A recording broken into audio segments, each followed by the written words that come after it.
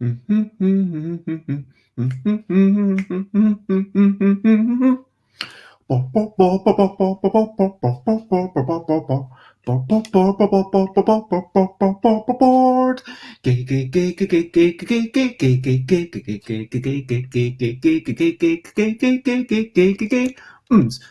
games, board games, it's what I'm talking about.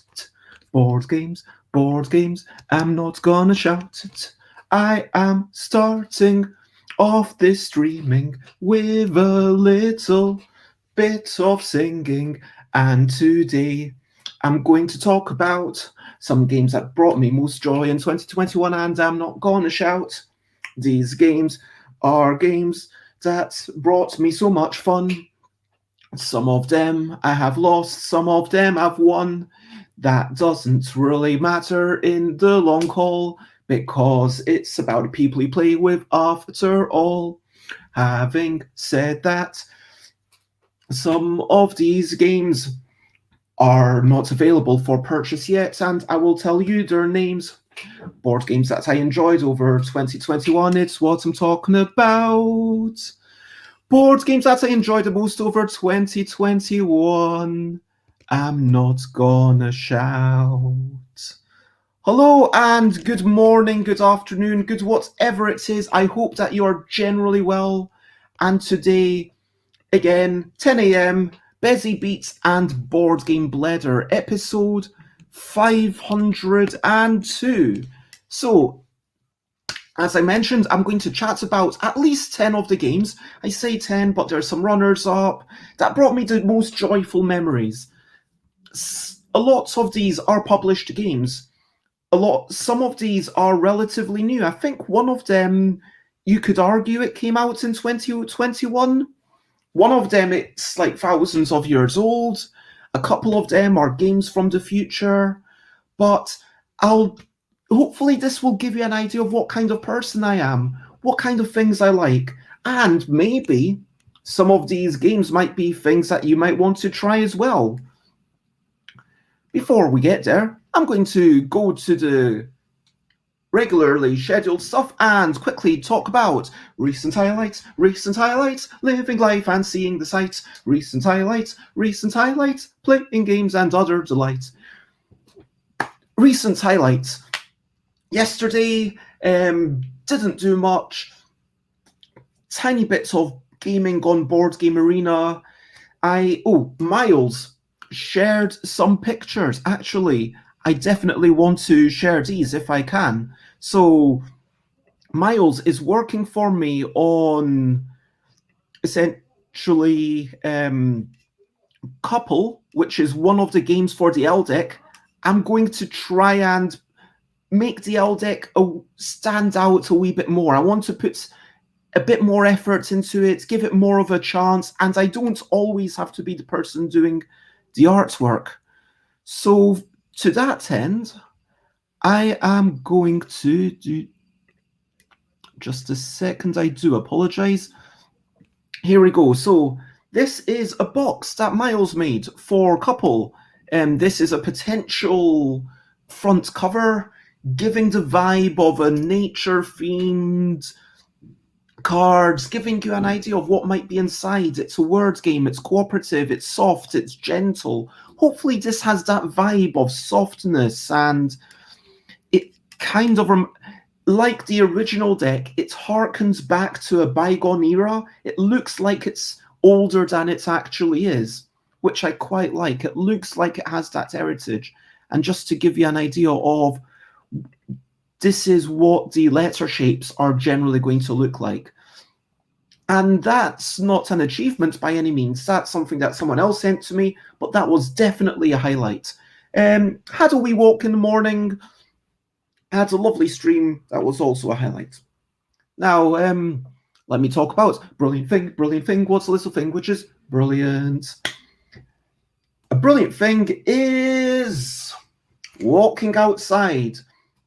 I think that getting outside, just having to literally walk around the block, my New Year's resolution is to start the day before I spend much time on technology. Sure, I'll turn off the alarm clock, which is my mobile phone, but then I'll put it onto the side, I'll go outside, I'll have a walk around the block, I'll come back up the stairs, and there's a lot of stairs. I'm living, on the 4th floor, so there's a lot of stairs there.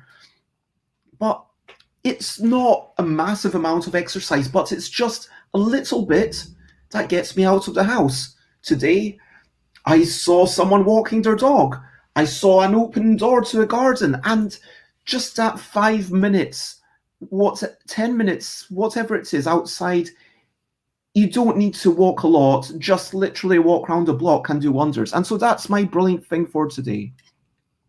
And that is, yes, my brilliant thing. Now, let's get to the main section, which is just games that I loved. I want to talk about that. I want to talk about, just to introduce this, let me sing you a very short song.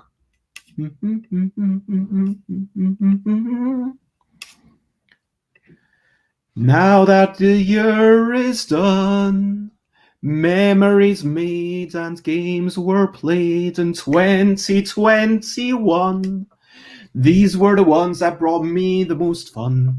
2 or 3 are prototypes that simply brought me so much delight. There are many that you can try, but please don't feel like you need to buy.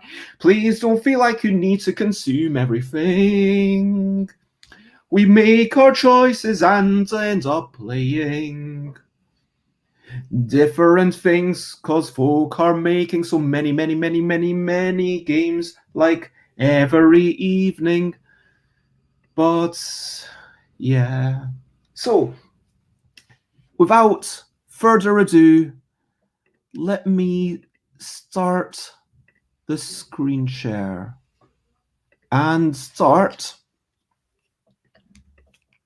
talking about my runners-up. So, Sikatsu, this is a fantastic game. I think, like Sikatsu, I'm just going to be really brief here about the runners-up, and then I'll spend a little bit more time on the main games. So what I really love about Sikatsu is that you've got the mid-game scoring, you've got the birds, and then you've got the flowers around the outside, and then you've got the mid-game scoring where you get points, and it's fun. It gives you something to strive for. But then at the end, you're looking at big, long lines, and that's something where it's triangular scoring. There's a really big payoff to look forward to. And then there's a big sense of blocking your opponent from those big points. And there's 2 things to balance, and that's just really nice. Battleship, I continue to enjoy this. This is something that I played ages ago. I played with Benita online on Board Game Arena, and I was like, whoa, this is not what I thought it was. Because when I previously played, I thought you could move the sheep as far as you wanted, but actually you've got to push it as far as you can in whichever of the 6 directions. Finally, I got back to playing it in real life. It is such a delight. Yes, there is a good amount of player politics. There is so much interaction. Like lots of these highly interactive games, if 2 people are picking on you, you're going to lose. But it's so much fun, at least for me. I feel like, yes, the first few moves are vital, and by the end, it's less important. You can be knocked out of the game. That's the downside. But it's just so much fun having these big sacks of things moving around, blocking. You can set up different types of boards. And then once you've played, once you know you're knocked out, everyone else should be making their moves pretty quickly anyway. So I think this is just a fantastic game. It is one of the great perfect information games out there. Another runner-up. This is by David Brain. It's called Complexity. And hello, Josie Finch. It is lovely to see you. Yes, Battleship in real life. Unfortunately, I don't have all my games available because a lot of them are in boxes. I'm just going to actually show you. This is how I live currently. Lots and lots of boxes. Let me make the screen a a wee bit bigger. Lots and lots of boxes because I've still not. But yes, Battle Sheep. There are big, thick poker chips, and then it's a big, giant stack, and then it's clunk. It's really nice. The only downside of the production values is that the manual is like this tiny little pamphlet, but generally, it just feels so satisfying to move these big, chunky things around. And hello, Josie Finch. Thank you for joining the show. The next bit, complexity. This is the first prototype on the list, and I know it's a bit weird to talk about unpublished games, but I just wanted to give a shout out. So this is obviously a friend. Like when you playtest with someone every week, you can't avoid becoming friends. This has the genius idea that you've got two little markers on the scoring track, and you've got your scoring marker on the scoring track, and you've also got your resource marker on the scoring track. And then you're placing tiles, you're building up this city, and when things score, everyone who is next to it with any of their markers also scores a bonus point. So you score something for putting it down, but then if both of your markers are beside it, then you score again. And if other people's markers are beside it, then they will score.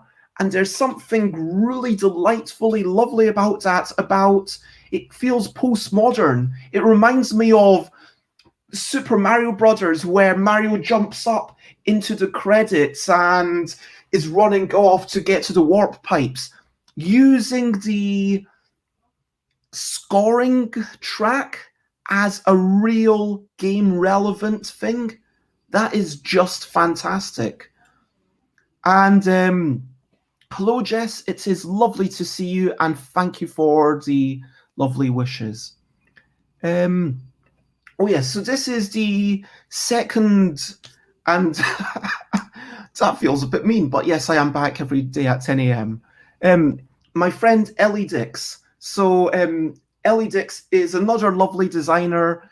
Ellie Dix comes quite often at 10 a.m. UK time to Royal Festival Hall and is full of genius ideas. This is a roll and colour game where you roll the dice, you colour things in, and I just think there's something lovely about colouring in, frankly. Anyway, so Ellie makes lovely games. Just shout out to that. This is Turmoil Royale by Klaus Teuber. Klaus Teuber, you might know, who made Settlers of Catan. Turmoil Royale is a bit more weird.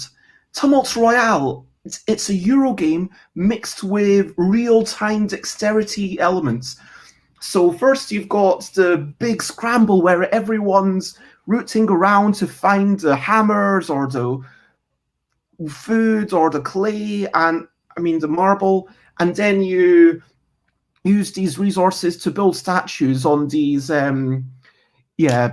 things on the map. And so you've got to have a little thing of, okay, how much do I want? Okay, let's take that much. But if you've taken more than anyone else, you're at risk of getting all your stuff confiscated because you were such a greedy leader.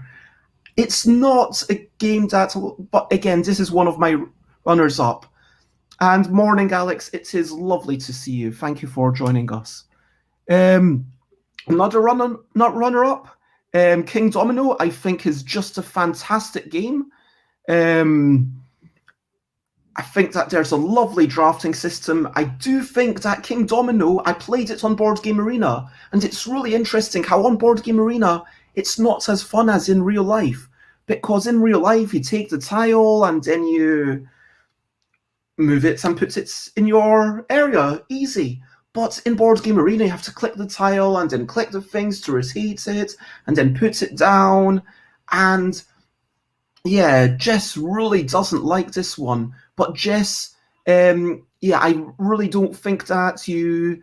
I think you should try it sometime in real life before you totally write it off. And I'm not saying you need to try everything. Like I said at the start, don't feel like you need to buy anything.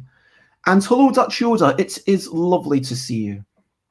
And this is another runner-up, just because it's delightful components, purely because of the components. But also, this game felt like it kind of captured the madness of the wackiness of Alice in Wonderland. So in this game, you're putting bits of crockery in front of all the players. Everyone is a secret player. You might be Alice, or you might be the Cheshire Cat, or the Queen of Hearts, or whoever. And in this game, you want to have the highest score for your character, but if other people know who you are, then they will be able to steal points from you. So don't be too obvious, but also, if there's a tie for highest score, then those players will be eliminated. So it's the highest unique score. And that rule about the highest unique score gives it so much chaos and so much complication, but still there's something where you can almost work it out mathematically. And that kind of fits the vibe of Alice in Wonderland for me. Anyway, so those are all my runners-up. And now I'm going to go to my 10-ish. 1, 2, 3, 4, 5, 6, 7, 8, 9, 10. Yes, there are 10. So now there's 10 games. And these are the 10 games that's brought me the most fun over 2021. As I say, these are not new games. Like some of them are prototypes. One of them, like the next one, is a game from last year. But most of them are just games that I really enjoyed. Because, yeah, I'm still enjoying games from 2 years ago, from 5 years ago, from 10 years ago, from 1,000 years ago. But, yes, Homeworld. Homeworld by Andy No. Oh, I can't... This is embarrassing. I can't remember who designed this. I'm not going to... Homeworld is a game for the Looney Pyramids. In this game, face-up pyramids, which you can see represented by kind of square bits, are the stars, and the pyramids that are pointing on the table are the spacecraft. You have the stack of things on the left that you use for spacecraft and planets, and then you go from the little ones to the big ones. The big ones have more power. Each color does a different thing. One color allows you to generate new spacecraft, which is amazing. One color allows you to teleport around. One color allows you to mutate your spacecrafts, which can be more useful than you'd think. One spacecraft allows you to attack, which can be a major thing.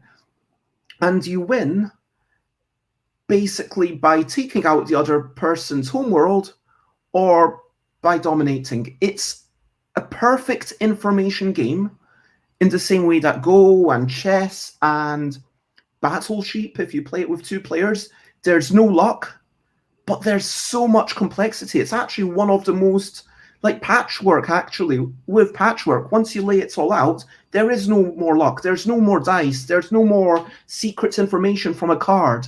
This is one of those games that, in theory, a computer might be able to solve and say, okay, this is with 100% certainty the thing that you should do. But like all the best perfect information games, you learn more and more about it, and then you're like, oh, I can do that. And then the rules combine to have interesting ramifications. Homeworld does definitely have a lot more complexity than I like from an ideal perfect information game. John Cooper, thank you very much. And so, yes, Homeworld does have a bit more complexity, but it's still, by the end of the first game, you feel like you're knowing what you're doing, and then you play again, and there's just so much to uncover. I had a lot of fun playing this a few times with a friend, and I'm looking forward to exploring it more. Next game. So this is a magician. There we go. And a magician is a beautiful game. This was definitely one of my favorite games that was new to me last year. In this game, this is basically like Connect the Dots. if you ever felt as a child, oh, I like the idea of connected dots. I like the idea of moving my pen around and then connecting all these numbers and then working out what it is eventually. But that's not how connected dots actually works. With real connected dots, you sort of see the dots arranged to form the shape already. You know what it's going to be. A magician, if you ever felt as a child or indeed as an adult that you would like a form of connected dots where only halfway through do you understand what it is, this is that game. On a card, on the main board, which is a dry erase, essentially whiteboard style material, you've got a whole bunch of symbols. On each card, you've got a few different symbols connected with lines, and you go from one symbol to the next one in the line and so forth, and eventually realize, oh, I've been drawing a church, or oh, I've been drawing a door, or oh, I've been drawing a thermostat, or whatever. And some of them are a little less obvious than I would like, and the other downside of this is that as I played it more and more, that initial delight did dissipate. But it's just such a delightful game. I would recommend it for any family. If you've got younger children, especially, there is a real-time element, and it's meant to be just the person who wins. But I would say, even if other people are late to guess, just let them take their time and finish it, because let them have that joy of finishing their drawing whilst everyone else waits for them, as long as it's not too long, so that everyone can get a little bit of joy. And that's it. The other downside is that if there's people of incredibly different skill levels, sure, once you win, you flip it over to the black and white side, and the black and white side is harder. But if you're playing as someone who's got great powers of observation versus someone who's really struggling, one person might just keep winning, and there's nothing to even the odds.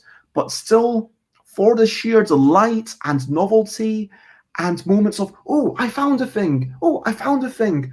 Oh, that's what I'm making. It's those moments of discovery that I feel, a magician, it's just a lovely, lovely thing. And I'm just going to do a very quick stretchy time. Get off my chair, and also... So, a magician, that is a fantastic game. The next game, Abandon All Artichokes. I don't have this game. I've never actually played it in real life, which I think is... Yeah, I think this is the only game on my list that I've never played in real life. But still, Abandon All Artichokes has just brought me so much joy. I think that if you're on Board Game Arena, definitely check this out. If you're considering a family game and you want some light card game, if you're looking for that, definitely check it out. You start off the game with 10 artichokes. Every turn, you've got some vegetables on the top. Every turn, you take one of the vegetables, and then you're allowed to do what it says.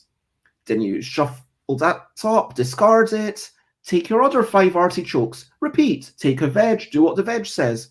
Now you're going to have nothing left in your deck, so you shuffle up your discard, that's your new deck. Whenever your deck is empty, you shuffle up your discards to make a new deck, and then keep on drawing. Every turn you draw 5 cards, take a new vegetable. As the turns go on, you'll have more and more vegetables that aren't artichokes, so you'll get to do more and more things each turn. And then eventually, you'll have so many vegetables, and all of these vegetables are helping you get rid of artichokes until you have no artichokes left, and then you draw 5 cards without artichokes, and you win the game. This is lovely. This is designed by Emma Larkins. I can't remember who, but Emma did not do any of the illustrations. The illustrations were by someone else. Indeed, like it's just a funny name. So this was an unusual case of a name first design where Emma wrote a bunch of names and a litter of names like dancing dingoes, caterwauling cactuses, abandon all artichokes, and then some people said, wow, abandon all artichokes, I would buy that game, even though the game didn't exist. So eventually Emma Larkins made it. Glad to hear. And so over here you can see like the broccoli, compost, and artichoke if your hand has 3 or more. This is really powerful. It just allows you to get rid of something. But it's great in the early game when you've got lots of artichokes, but it's not so good later on. Like right here, it's a bit useless because I've only got 2 artichokes in my hand. The beetroot, this can be amazing. You and an opponent reveal a random card. If they're both artichokes, you get rid of them. If they aren't both artichokes, then you swap them. So that means that if you manage to play it, keep it as your second last card in your hand if you get to play everything else first. And then you've got a beetroot and an artichoke. You play your beetroot, you're guaranteed to reveal the artichoke. You hope that your opponent has a nice vegetable, and so you give them the artichoke. Haha! In your face, opponent, I'm giving you an artichoke. I'm getting rid of my artichoke, and you're going down. And so in 2-player, that can be absolutely vicious. And you get the benefits of their vegetable, which they spent a turn trying to get. And the pepper allows you to take things from your discard pile onto the top of your draw pile, so you get to use your vegetables more often. The eggplant allows you to compost things, and then but it's only a one-time use card, and then everyone swaps 2 of their cards, so you better make sure that you've got 2 artichokes left. Otherwise, you risk, having to give other things away. And then there's a carrot that is amazing. It allows you to get rid of 2 artichokes, and you keep the card, but only if it's the only thing you did that turn. And thank you for saying that. And Emma Larkins was on the show on episode 500. Anyway, that is my number 10, 9, 8. So, number 7 is Rocky Road a la mode. I think this is also a fantastic game. I have to say, the first few times I played it, I was not that excited. And I think that the ice cream everywhere variant is definitely a stronger variant.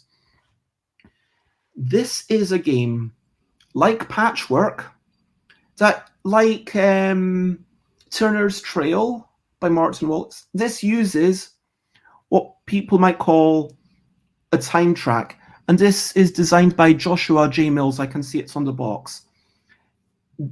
So basically, whoever is at the back of the time track is allowed to take the next turn. And then you keep taking turns until you're no longer in the back. So the thing that makes this game more interesting, and Patchwork does this too, is that along the time track, you get certain bonuses. So there are certain ice creams that you get here, which is really interesting. I think I like this game a little bit more than Patchwork because I think that I feel overwhelmed with Patchwork. I sometimes win, I occasionally lose, but because it's perfect information, I feel compelled to work everything out perfectly. Whereas here, there's a fair amount of luck in it. It's distilled down into a light, casual, fairly easy-going game. So the types of actions that you've got, you can pick up a whole bunch of cards. You can pick up like 5 cards at a time if you want, which you might want to do, because that might mean that in this case, blue might want to pick up 1 card, jump on top of pink, and then pick up 3 more cards as a second action, because then blue is going to pick up every ice cream that blue goes over. And all these ice creams that you see on the time track are things that you use to help you develop to serve your customers.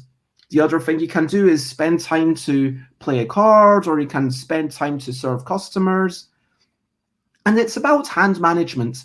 All the cards are multifunctional. So do you use this card to serve your customers, or do you use this card to lay out the customers? And so those customers that you summon, and then they've got the desire, and so you've got to sort of say, okay, these are the ones that I'm summoning, and then these match with these other things, and hey, I like this because this gives me free victory points, but maybe I don't want to play that right away. Maybe I want to play the one that gives me one pink ice cream, like you see there beside the pink boat, the pink truck. The first three things that it had played got the pink ice cream, and it's a very quick game. It's very nice. I think it's just delightful, and there's a surprising amount to think.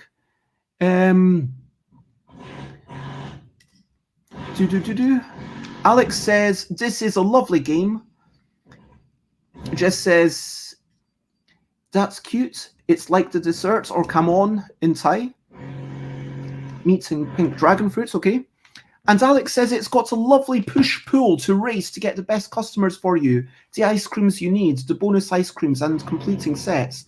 Yes, and I do believe that with 2 players, this just works so well. With 3 players, as usual, the more players you get, the more chaos there is.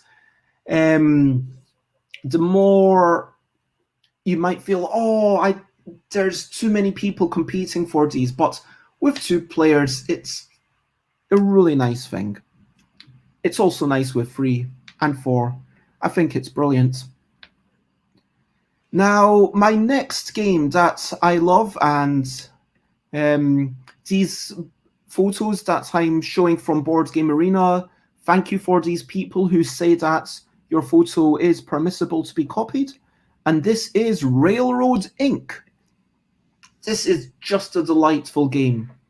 I have played a lot of this game on Board Game Arena, and that's, even though I have played this in real life, but this year, last year, 2021, I only played it on Board Game Arena. I think this is, for turn-based play, this is just amazing.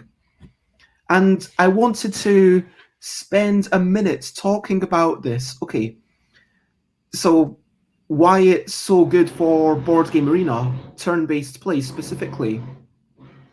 When you've got a bit of backstory, what this game is, you've got a bunch of dice. You roll the dice, and then here you've got like a crossroads, a roady crossroads, a straight road, a straight railroad track, and a road leading into a railroad. That's a kind of station.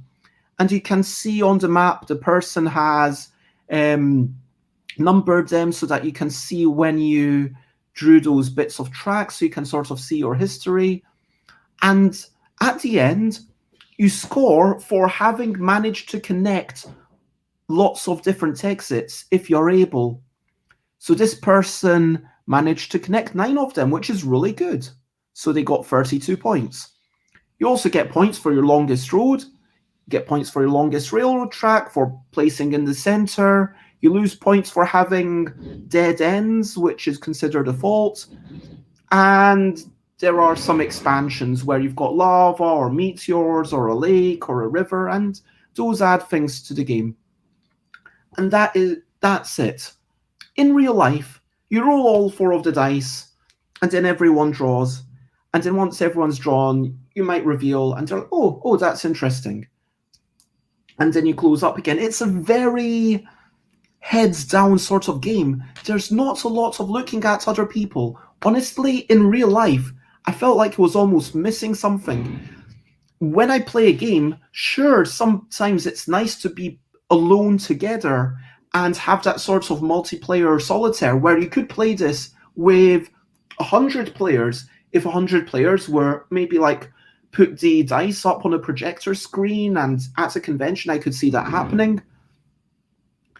But it doesn't feel as sociable as something where you're actually taking from, when you're taking the ice creams from the other person to deny them, or you're stealing with the beetroots or whatever. But on Board Game Arena, you've got these dice, and so you've got your 4 dice, and then you put them down. And so maybe I want to put that there, and I don't know, this is... Once you've put down your 4 things, I'm not going to finish that because I want to actually spend a tiny bit of time thinking about it. It feels like you've got quite a bit to do. You do your 4 things, then the other person's maybe done your 4 things, and then you reveal, and then you get your next turn, if that makes sense. So so you've got 7 turns to play. At the start of the game, let's say the other person plays their turn first. Now you play your first turn, and then it goes on to your second turn. So you're getting 2 turns in a row.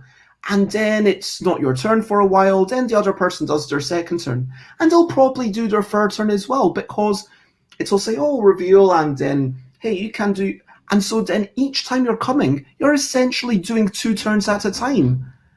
And so you only need to log on like 1, 2, 3, 4 times, and you finish the game. And so even if you only log on once every 2 days, you can finish the game in just over a week. And that's really interesting, how by having few turns, by having simultaneous play, Railroad Inc. has made itself fantastic for online play.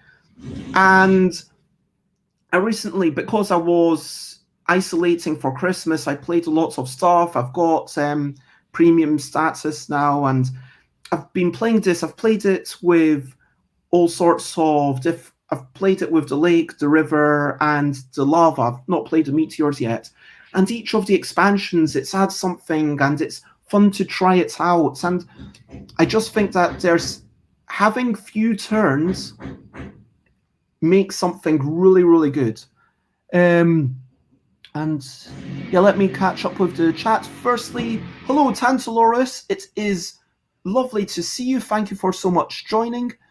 And hello, Joanne. Lots of love. It's you too. Tan says, Railroad Inc. is my favourite roll and write and most played game in 2021. 30 games played, mostly Railroad Inc. Challenge. Oh, I don't know Railroad Inc. Challenge. And Alex says, I like this game. I feel a bit cross that they released the game variants in different boxes. Why not just include the 2 extra dice? Yeah, I totally get that. I think it would have been really nice for them to, rather than say, oh, you need this box and this box and this box. Like, if they could have those extra dice and, hey, here's a box of all the expansions. It's, sure, with the extra boxes, that means that you can now play it with 8 players if you buy the red and the blue and put them together, because the red has 2 options to play special modes with, the blue has 2 options to play special modes with, and if you want to try all 4 of them, then you need to buy them both. But then if you are only ever going to play with 4 players, that's a waste of money. Railroad Inc. Challenge changes that dynamic with the gold cards, because then you want to be faster than the other players, says Tan. Oh, so there is a lot of interaction. And yeah, it is a game thing. It is pretty, and no, I did not pretend, and I'm slightly offended about that. I'm not ready for jokes about it. Railroad Inc. Challenge is the evolution successor of Railroad Inc. It's interesting to hear, but yes, this is my number, whatever we've gotten up to, 10, 9, 8, 7, 6. This is my number 6. So, number 2, 3, 4, 5 is Legs. This is an unpublished prototype by Andrew Beardsley. Andrew Beardsley, okay, what can I say about this game? Just look at that board. Oh my gosh, I need to make this bigger so you can see it better. Look at this board. Look at it. Look at this board. So you've got a leg, and then everyone plays bits of legs, and then you're going up and down the leg, and yeah, you're you've got your secret mission of where you want to be on the leg, and then you might be trying to guess where other people are trying to be on the leg, whether they're trying to be on a pattern or on the foot or the calf or the knee or whatever, or higher than everyone else. There's a whole bunch of options. Like you can see there, all the options are on the left. Honestly, the game itself felt slightly disconnected from the theme. But what I loved about this, the reason that this is number 5 on my list, which is pretty high, as having played this once, the amount of joy that I got from it. It reminds me of Manic Miner. It reminds me of old Spectrum games or games on the BBC where things didn't have to make sense. You're moving things up and down a leg. What's that all about? And then there's the bad legs card and the good legs card where, yeah, the bad legs are kind of playing footsie. And yes, it's incredibly surreal, but it's delightfully so. And I just kind of think that I would love to see more surreal games that are kind of joyous. And then when we played it, after we finished, we kind of talked about leaning into the theme a bit more. Like maybe you've got a stocking on the leg that's kind of falling down, or maybe you've got a varicose vein that kind of goes up, and maybe you've got like a spider on the leg, because yeah, there could be a spider on your leg. And again, it reminds me like Jet Set Willy, Manic Miner, that kind of thing. And it's just playing it was just ridiculous by Andrew Beardsley. Jess and Alex say this looks fun, and Jess says, I want that sock. Yeah, it's a toeless sock though, this is just the most ridiculous. And thank you to Andrew Beardsley for making this and bringing it to playtest. Yeah, the rest of my games. Oh no, I've got one more prototype. So number 4 on the games that brought me the most fun. As I said, this is not new games. In fact, this is an incredibly old game. And I played Go. I taught it to a new friend. Well, a friend that I had met before the pandemic, but, you know, we didn't meet during the pandemic, so they're still relatively new. And so this is Go. This is my favorite game probably of all time. I didn't play it that much though, which is why it's only number 4 on my list. I taught it to Chloe. I like to start off on a 5x5 board. Just sorry about all the building noise. I don't know if you can hear that, but on a 5x5 board, the starting player should be able to win 100% of the time. Once they learn that, then you can move up and then play on a 7x7 board, where for me, even a 7x7, you start to see some interesting shapes. You start to see, oh, maybe you can make life, maybe you can't. Maybe I can block you totally from making life. And then you get to the 9x9, which is the smallest board that people consider the real game. And I just think Go, simple rules, amazing depth. But the biggest reason I love it is because of the ability to give one player extra stones to make it more equal.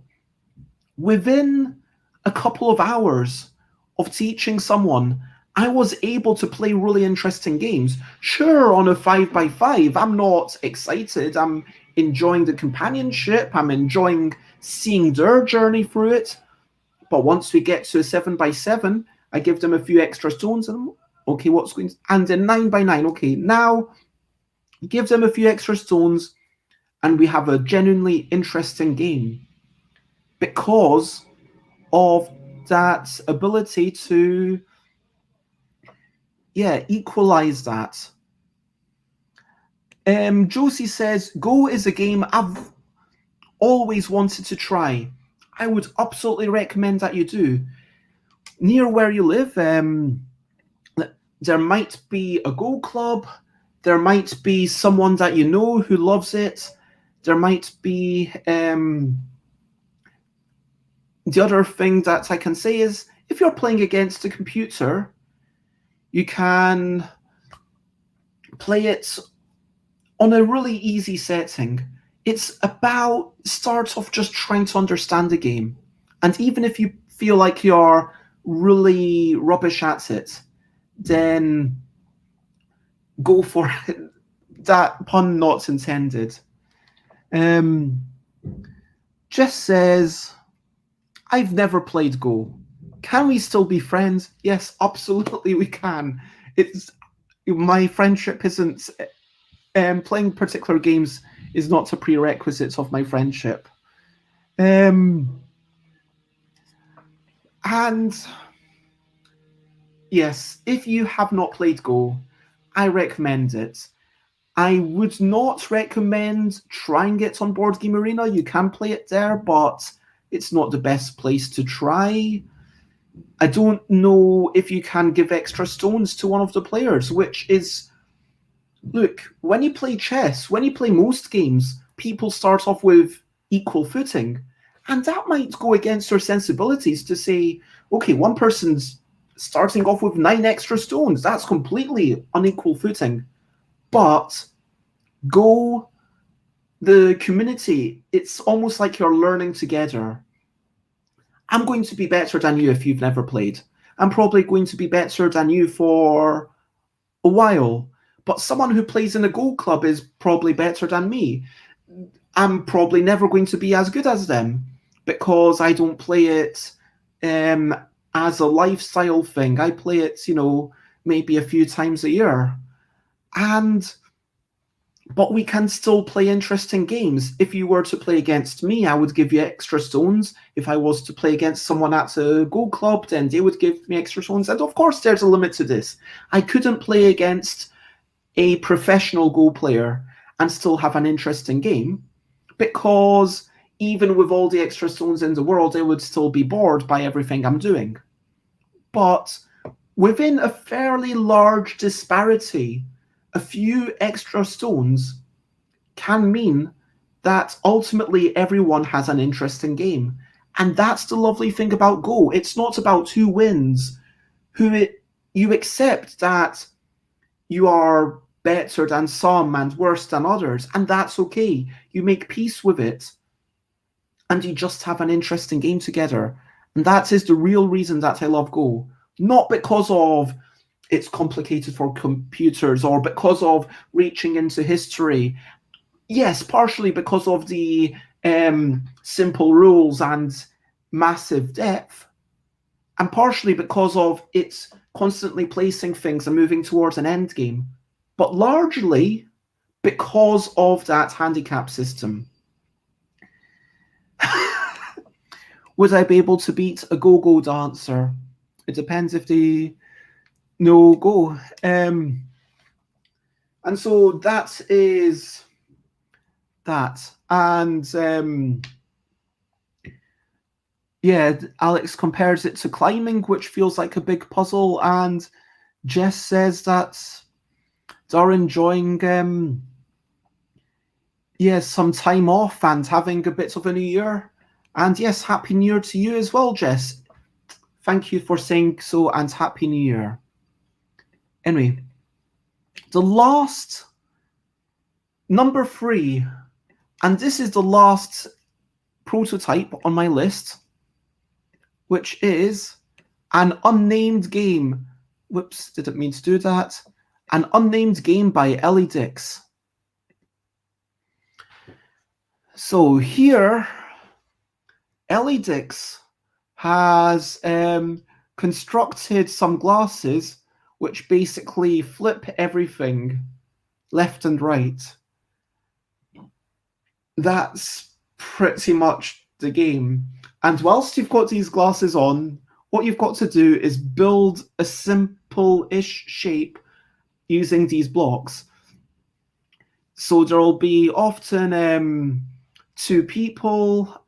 One person might see the card and one person won't. Like, it might evolve, but fundamentally, the act of having a fairly simple task, putting blocks on top of each other and moving them on, and then having this sudden obstacle that's a surprising delight, where your entire vision, literally, because of these prisms, your left and right is switched. It's a mind melter. And so you're just like, whoa, what am I doing? And you try to reach for the red, but instead of you're trying to ignore your eyes, you're trying to rely on your muscle memory of how you can reach right. And you see your hand moving left, even though I'm moving it right, and you're thinking, oh, what's going on? And it's delightful confusion. That's it. And yes, this is, and Joanne and everyone, I'll catch up with chats, and Joanne says, I need to find a game to play with my husband. Oh, the next game might be one that you enjoy, actually. But yes, this one, unfortunately, you can't buy. But I just want to give a shout out to Ellie Dix. Ellie Dix is amazing. And so, yeah, check out Ellie. Yes, this looks fun and colourful. And yes, indeed, that is Ellie, who was responsible for all the design. Whoops. My next thing, and quick break, is Joanne says, I had my husband home over the holidays and could not think of a game we both would want to play. He always slaughters me at word games and I don't like it. But he doesn't play games like we whimsical creatures. The second last game that I want to talk about is Magic Maze. I've been playing this quite a bit recently. I didn't buy that many games in 2021. I think I bought maybe 3-4 games, I want to say. Like maybe 3 or... I bought a couple with... I think I bought one physical game in 2021. I also got given a couple, but I bought one physical game in 2021. And this was it. A second-hand copy of Magic Maze. I've been wanting to have it for a while. I played it with a bunch of other folk. We played it 4-player, and it's just such a delight. As you can see, it was nominated, not the winner, but the nomination for the Spiel des Jahres, which is the biggest prize in board gaming in 2017. And that seems like a long time ago, but it's not that long. So, you've got a bunch of tiles. You're laying out these tiles on the table, and you're trying to move your 4 characters. You're cooperating. Everyone's cooperating to move these 4 characters, and here's where it gets clever, because everyone's able to do everything, but everyone's able to move all the characters, but different people are able to do different things. So, for example, one person might be able to move up and to the left and teleport. One person might be able to move down and search, and another person might be able to move right. So, as you move your characters around, you're going to be... If you are in 2 players, one person has 2 of the directions, the other person has the other 2. So if you were trying to get to here, then one person will go boom, boom, boom, boom, boom, and then the other person would have to realize to take over, and then you would go boom, boom, boom, boom, boom, and then the person who's doing the search would have to search, and that's it. It's about working together in tandem. Magic Maze.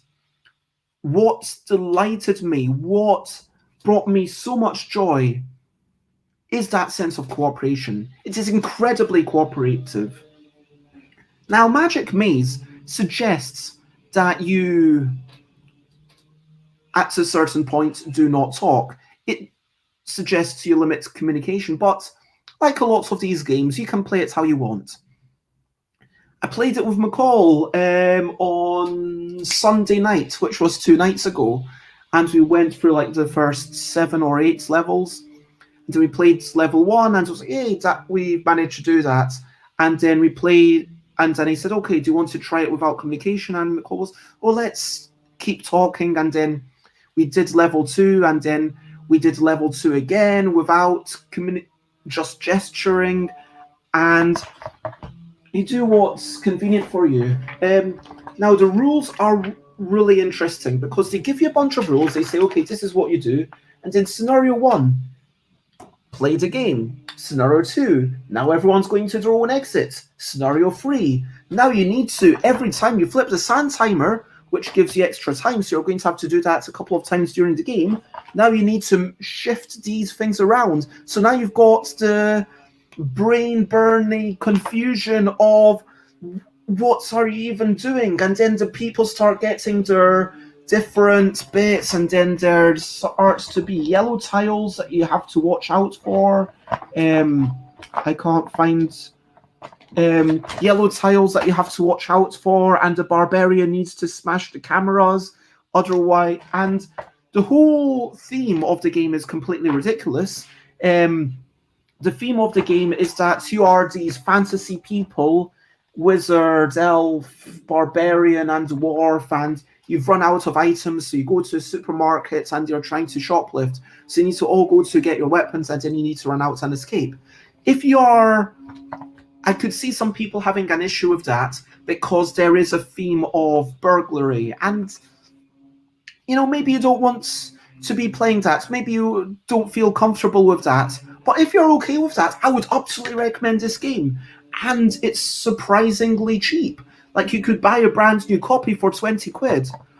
I got my second-hand copy for 17 quid, and it also came with all the expansions and these fancy little meeples, which you can see are kind of crafted. So they've got shapes and maximum security. But I think that there's so much content in the original game, and 20 quid, that's a fairly reasonable price. And so that is my second game. It's just brought me so much joy playing it with Chloe and playing a few levels each night, and then we have a chat, and then blitzing through it all with McCall as we got progressively more drunk and tired. So much fun. Magic Maze. So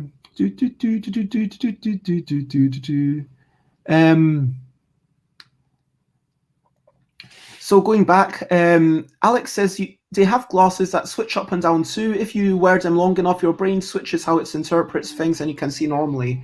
Yeah, I think it's like you need to wear it for like a day or something. And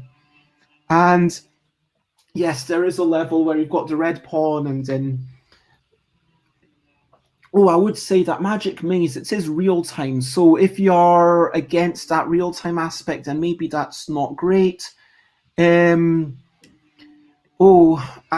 yeah, my number one game, it's not going to be right for you. Again, all of these games, I'm not saying you need to try them. I'm definitely not saying you need to buy them. I'm just telling you that these are things that brought me joy, and maybe you might want to bring you joy, but definitely out of the games that I mentioned, I would suggest that Go. It is one that you might want to check out. Learn it with your partner or your best friend or your lover or your child or whoever. Or it doesn't need to be your best friend. You could play it with a mediocre friend. But yeah, because even if one of you is better than the other, as long as you are not put off, if you are okay with something being fully abstract, I would absolutely recommend Go, because even if one person's better than the other, well, they start with extra stones. But now, I do want to talk about my number one game, which is Root. Root. Oh, wait a minute. Let me go back to the chat. If you're games cost a lot. Jess is surprised by the 20 quid. 20 quid doesn't seem that much to me. I mean, you could spend that much on a couple of meals. I mean, know that you've had meals that are more than 10 quid, and or like if you compare it to the price of like going to the cinema or whatever, it's actually fairly cheap. And the amount of joy that this gives you. um Alex says that you could play Go with your mortal enemy or your immortal enemy or your absolutely worst acquaintance, but yeah, if it's your enemy, like, you probably don't want to spend so much time with them. But yeah, let's think about a game for Joanne once I've properly told you about my number one favorite game of the year. Root. Yes, I already had the banner up there. Root. Root is a fantastic game. Root is could if I did a top 10 games, I think Root might be in there. I would have to actually think about it. But definitely what I can say is, for me, 2021 was the year of Root. I am going to put this into a bit of context. Who is Root not for? Do you like learning rules? Do you like playing the same game over and over? Do you like learning about the way that things interact and feeling like, oh, I saw that, but then these two, do you seeing how things interact in a new and surprising way? Do you like that? Do you like the way that things synergize or combo together, or the presence of one thing can totally change the other thing? If you like that, then you would like Root. If you don't like conflict, if you don't like politics in your games, by which I don't mean real world politics, I mean politics like negotiation around a table. If you don't like that table negotiation, if you don't like this idea that you might build something and other people might come in and destroy it, this might not be the game for you. But if you do like those things, definitely try Root. I bought, when it was on a Steam sale, the Steam version of Root, and this is a wonderful way to learn the game. You can play, and then it teaches you about the cats, and then the birds, and then the Woodland Alliance, which is kind of like the revolutionaries, and then you've got also the vagabond who's going off and doing their own thing. And when I talk about the way that things interact, like as all the other factions, you're just building these little items which are completely meaningless. Swords and boots and bags, it doesn't mean anything. But then when the vagabond comes in, then you start off seeing the way that things interact. Hold on, why am I... Oh, have I only got two pictures? Okay. So this is Roots in real life. I think, there we go. This is also a picture of Root. This is a close-up. Root is a super cute game. All the meeples have little screen printed black on them. The naughty cats and the moles, and you can get a sense of personality. What is this game? I've not told you about what this game is about. Every player plays as a completely different faction, but ultimately you're all trying to get to 30 points. You're all putting warriors on the board for the most part, except for the vagabond, but everything can be not done by someone. Every different faction, is breaking the rules. It's highly asymmetric. You've got your own hand of cards, you're using those cards to build, and you might use them to surprise people, and then you've got some actions that you might do to build, to get more troops, to move around, and then you roll some dice, and then when you roll the dice, hopefully you're able to knock out other players. Where's a picture of the dice? I've not got a picture of the dice, but the dice go 0 to 3, and the attacker always takes the higher number, and that's how many of the opposite faction you kill. So it's a really interesting system where there's an advantage to being the attacker, and you're stronger, but there is still a good amount of luck in there. and that is Root. I think that what I should tell you about Root is, like I say, there's a lot to learn.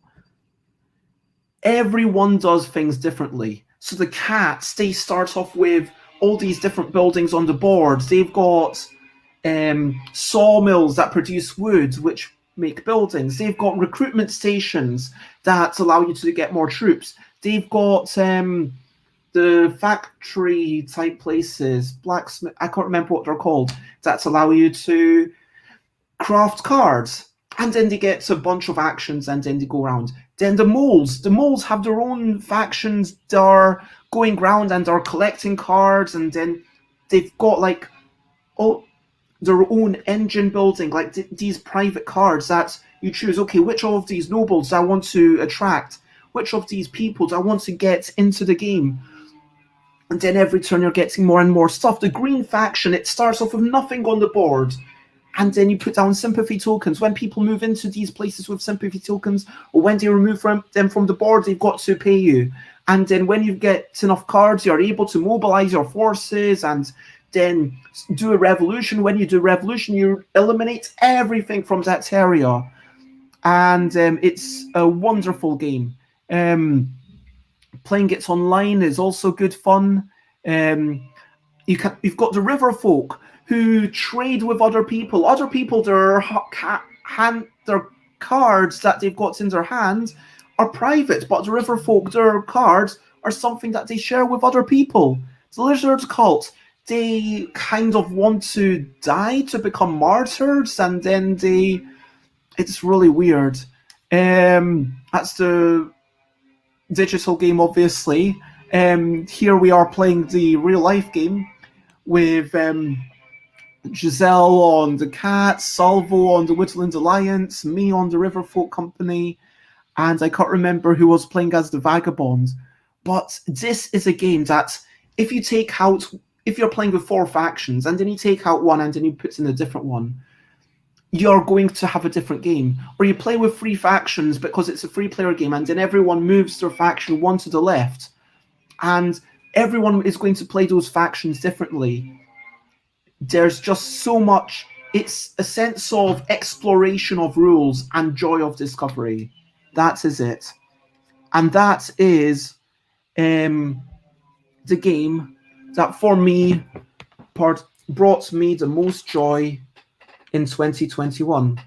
Oh, this has gone on a bit longer than expected, but let me go back and catch up. Yeah, talking about expensive games, like Root is a fairly expensive game.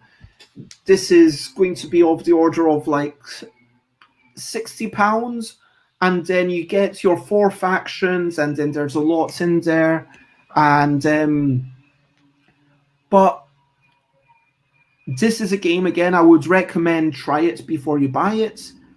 I don't own the game, and it's still the game that brought me the most joy in 2021 because I know 3 people who do own it, and so I don't feel the need to have it.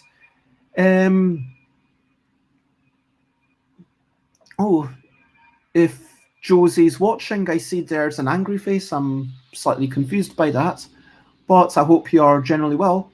But yeah, Root, it is, and I hope I've not offended you. I'm assuming that's a misclick or something. But yeah, Root is a fantastic game. Whether things are worth the money or not to you is your own personal decision.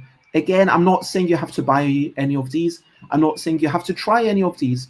If you already think, hey, I don't want to play a game with lots of rules going on, that's fairly complicated, that I'll have to play at least 2 hours before I even understand what's going on with all the factions, then don't play Root.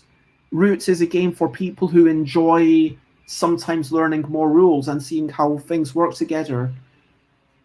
But yeah, it's a game that obviously I enjoy and I recommend it, but like all games, it is only for a certain audience.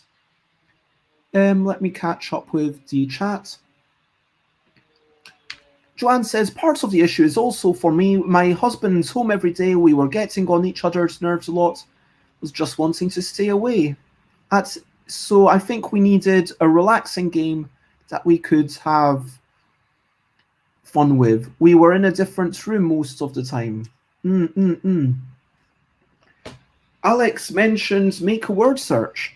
So yes, I don't know if you can post a link to the Board Game Geek thing, or I might be able to stuffbybez.com moz. There we go. Why did that happen? There we go. So I'm going to paste a link, and make a word search is free to play. All you need to have is bits of paper, pen, and a book. And you are able to play this lovely game. Well, I made it so I'm biased, but basically make a word search, and you're playing independently. So you do compare your scores at the end, and you can say, well, I managed to get 25, you managed to get 40. Well, you clearly won, but I can still feel happy with what I did. And in the next game, maybe you get 30 and they get 40, and then you feel, well, at least I'm getting closer. And it's one of those zero interaction, true multiplayer solitaire games.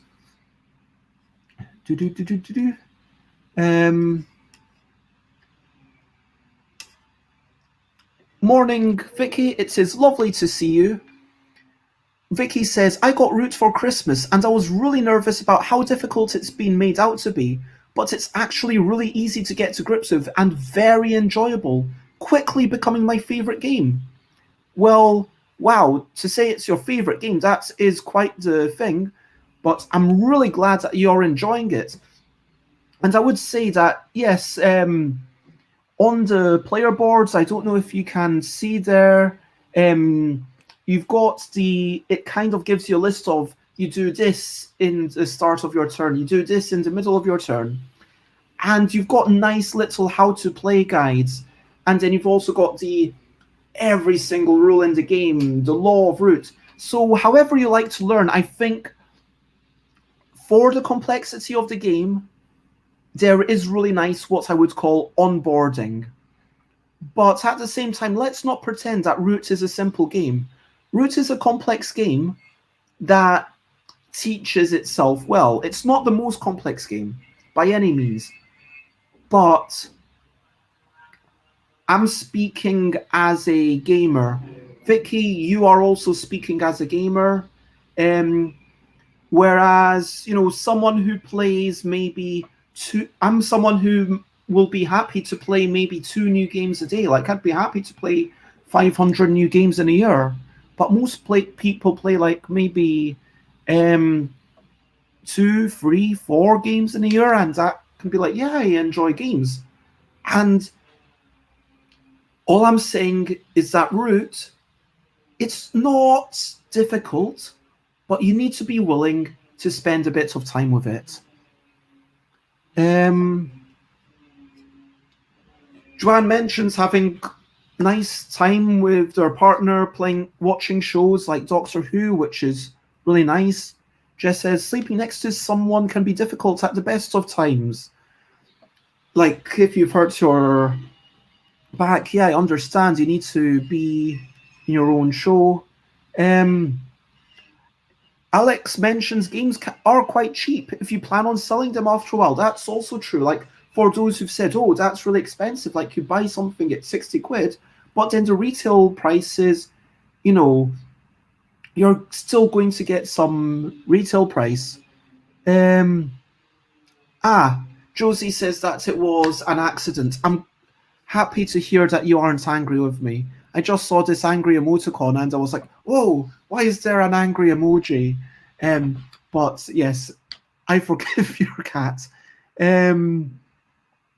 Vicky says, the physical copy of Root is super easy to set up and put away, and there's 3 different ways to learn the game, which is fantastic.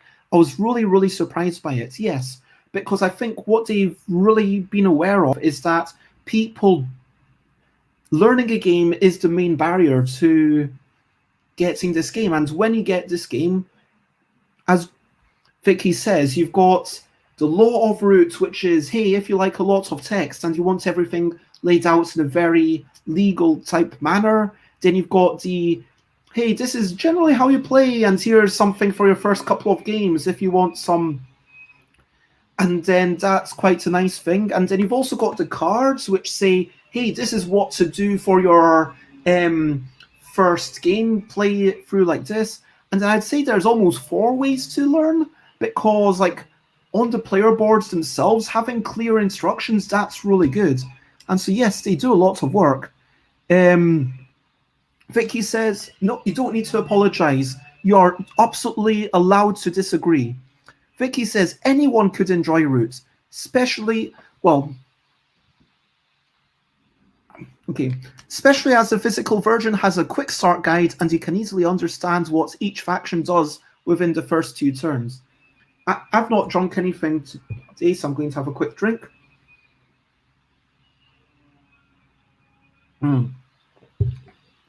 I don't want to put off anyone. Claims of its complexity are probably overstated, but when Vicky says anyone could enjoy Root, like any game, none of these are for everyone. For example, let me say something bad about all of these games. It's like Root, it's a lot of direct confrontation. You need to get in other people's faces. You really want to be ready for people to tear down your stuff. If you're not okay with that, it's not a game for you. If you don't like being confused, it's not a game for you. If you don't like abstract games, if you want a theme in your game, it's not a game for you. If you don't like silliness, it's not a game for you. If you don't like planning and you don't like thinking ahead, or maybe you want more interaction, this is not a game for you. If you want more going on, if you want more complexity, this is not a game for you. Rocky Road a la mode might be a game that you enjoy, actually, Joanne. And also Abandon All Artichokes, you might enjoy this, Joanne. But if you want something more involved, more strategic, if you want to have longer-term plans, Abandon All Artichokes is not for you. If you want a strategic game, A Magician is not for you.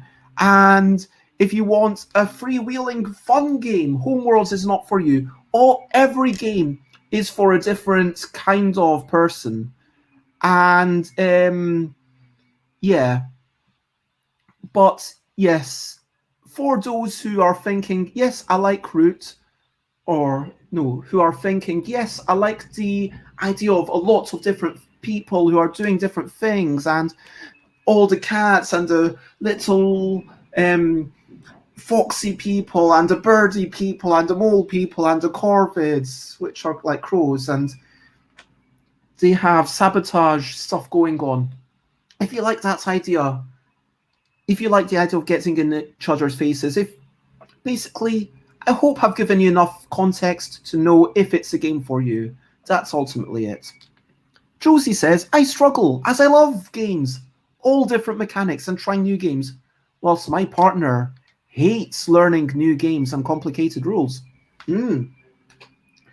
Well, the nice thing about Root is that, like Magic the Gathering, okay, except for, Magic the Gathering can be a lot more expensive, but like games where you get new cards and then the cards give you more possibilities, you've got the same basic framework.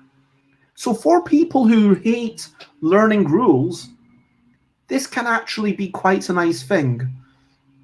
For someone who says, oh, I'm happy to learn small rules within a bigger framework. So Root, every faction is kind of similar. It's not like the fundamental rules of the game. Sure, the Woodland Alliance means that the attacker gets the worst dice if you're attacking the Woodland Alliance, and rules can be changed, but the fundamental rules of the game are still intact. Everyone's still trying to get to 30 points. Everyone's generally using cards in a similar way, and there's a lot of similarities in what everyone's doing. And so if your partner is willing to replay a game over and over, I would suggest, start off with, maybe try it with, I don't know if you live near a board game cafe, maybe go to a board game cafe, play Root. I would recommend the blue birds, which are the Irie. I can't remember what kind of birds they're actually meant to be, versus the orange cats. So that's a really nice pairing to start off with. And then play that a couple of times and then swap your or maybe play it once and then swap your factions and play it like that. But yeah. Jess says, I might not enjoy Roots. I don't like that sort of competition. I like silliness. I like the leg game. And Joanne wants something less complicated. That's okay. Vicky is very competitive and likes planning ahead. Vicky says, well, I'm glad that you like the back and forth. Totally get where you're coming from, says Vicky. I'm definitely biased, as I'm really enjoying Roots at the moment, since I'd expected to struggle more with it. Very fair point. Glad that we're all friends, and maybe see you at a convention, maybe see you at TerraCon, or potentially UK Games Expo. Who knows? What's the next convention you're going to be at? Anyway,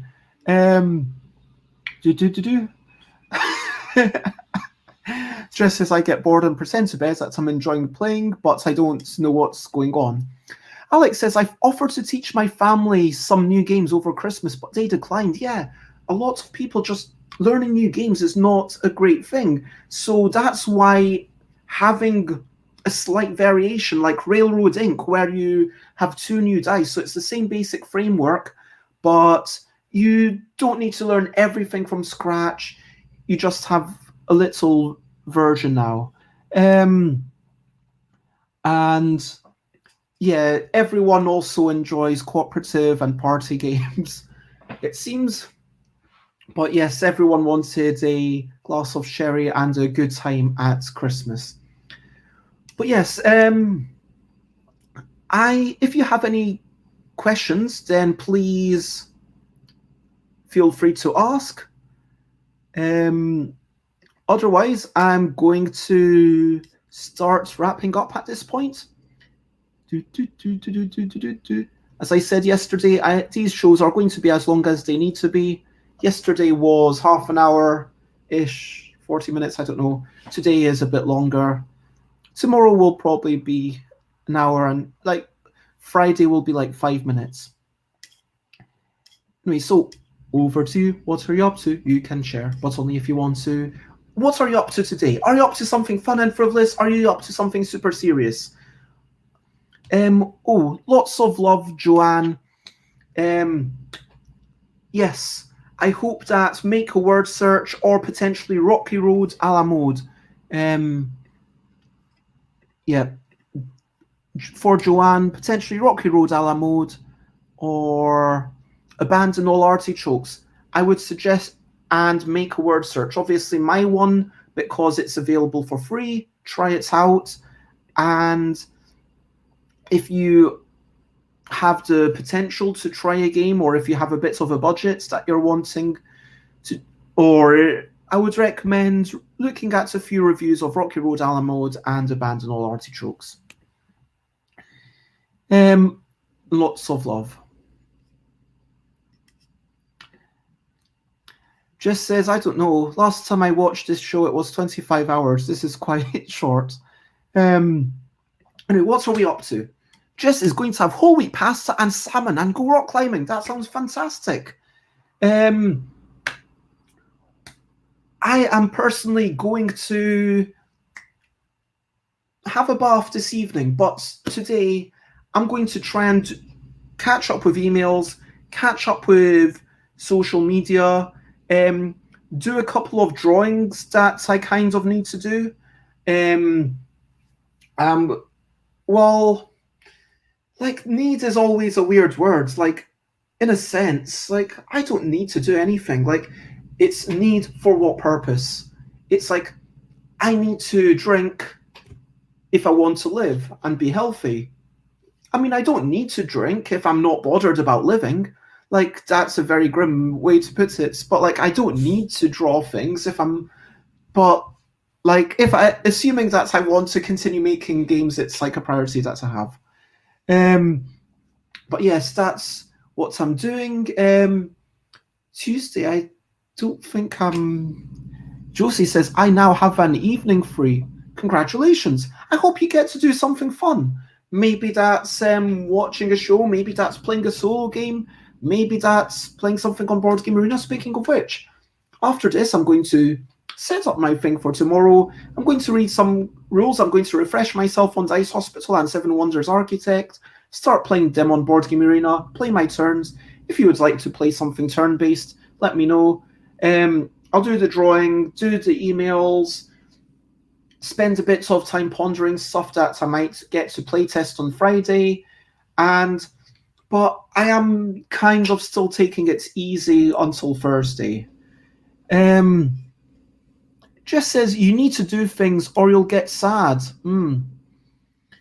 And yeah, Jess says I should have done a trigger warning. That's possible. Can I drink 4 liters of water? How much is this? 750? No, I think that I probably drink about 1.5, 2 liters.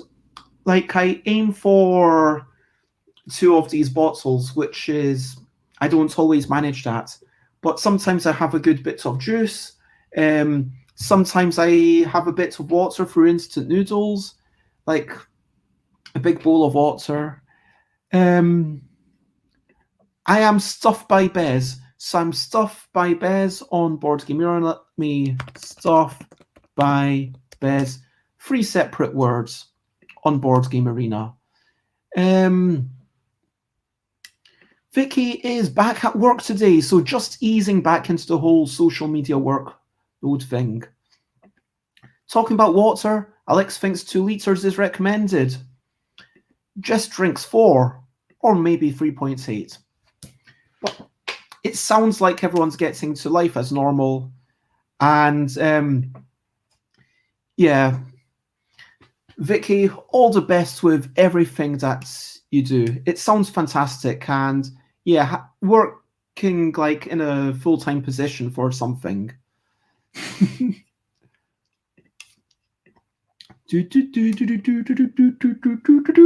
Recap and wrap up. So, today I talked about my favorite games. I sang a quick song. I might sing that song again because it was a fairly short song. Now that the year is done, memories made and the games were played in 2021. These were the ones that brought me the fun. Some were prototypes that simply brought me so much delight. There's so many that you can try, but please don't feel like you need to buy. Don't feel like you need to consume everything. We make our choices and end up playing different things, cause folk are making so many games, like every evening. So yes, there's so many games, and the things that you play are different from the things that I might play, and it's all good. And just to reiterate, I talked about Sikatsu, the runners-up, mid-game and end-game scoring, brilliant. Battle Sheep, like getting in each other's faces and planning ahead. This is a prototype, brilliant, by David Brain, where the score track it's even more involved than Patchwork, where you're picking up stuff in here, like you're placing stuff, and then if other people are beside you on the score track, then you can't. Sorry, it's hard to explain. It's called Complexity because it's complex, and it's also a city building game where you put down your things. Do I have another picture of it? Yeah, here's Ellie, and they look bored, but it is a really exciting game. And here we've got a few more things on the thing. A few more tiles on the general map board. You're putting your tiles down. Every time you put the tile down, then you score, and also everyone else who's near it scores. It's really fascinating. And David Brain is brilliant. Ellie Dix is brilliant. Ellie Dix, this colouring and rolling game. Turmoil Royale by Klaus Teuber. You can pick this up for cheap. It's great fun in real life. King Domino, brilliant game. Drafting makes it really interactive and nice. Where am I? The Alice in Wonderland game, these are the components as you get them. It's so charming. Homeworld's really, really involved. Perfect information game. Imagician, just delightful. Surprises. If you like, connect the dots and whoa, this is what this thing's all about. It's just joyful. I think you should get this for your kids if you've got kids, or if you're a big kid like I am. Abandon all artichokes. This is the sense of achievements, like planning ahead, but then the sense of chaos and the sense of delight. And I managed to get a handful of artichokes. Rocky Road, a la mode.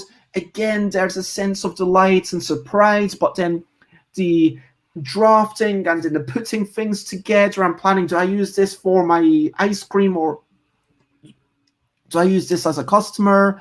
Railroad Inc., another game about planning ahead, and I find it really fascinating how on Board Game Arena, you're kind of putting down things, and every time you play, you're going to have 8 dice to put down because you're essentially going to play 2 turns if you're playing a 2-player game, which is fantastic. Legs, just the surrealism in this. This was great. Andrew Beardsley, go.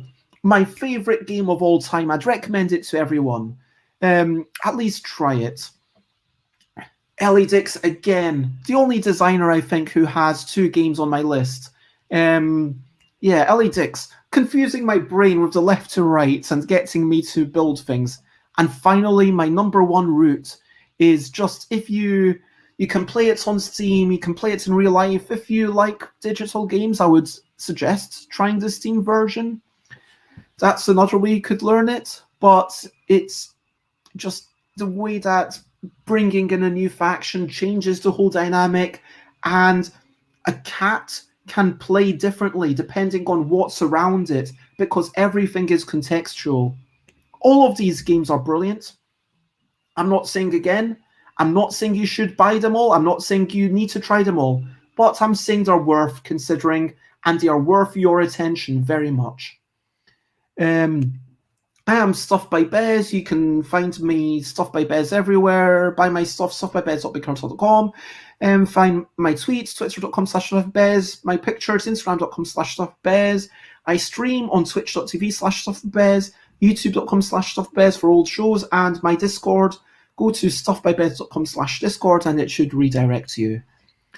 And if you want to find out what I'm streaming about in the future, tomorrow I'm going to be talking about my 10 games that I've designed that brought me the most joy last year in 2021. And then tomorrow is other 2021 stuff. Friday's a 5-minute thing. Saturday, Sunday, looking ahead. Monday, I've got Robin David on, who's an Irish designer. Tuesday, I've got Ben, who does social good in Uganda. And yeah, look, if lots of the dates, there's nothing planned, but I will be on every day at 10 a.m. UK time, at least for the next 98 days. I